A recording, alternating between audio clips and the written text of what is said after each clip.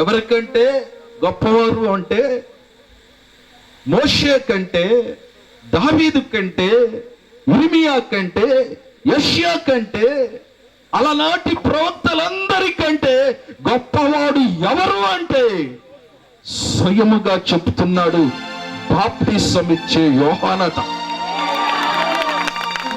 యేసే స్వయంగా చెప్తున్నాడు ఆ మాట. హల్లెలూయా. ఒక ప్రవక్త ప్రవశించే ప్రవచనము కాదు, కానీ ప్రవక్త ద్వారా పలికించే యేసయ్యే ఆయన నోరు తెరిచి చెప్తున్న మాట ఏమిటంటే, దేనికి స్తోత్రం.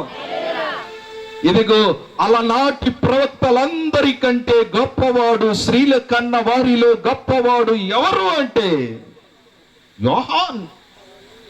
ఆ యోహాను కంటే మీ అందరూ గొప్పవారు. మనము ప్రవక్తల కంటే గొప్పవారమాట. నా దేవుడు, నా యేసు ఎంత విలువకరముగా చూస్తున్నాడో తెలుసా మనందరినీ.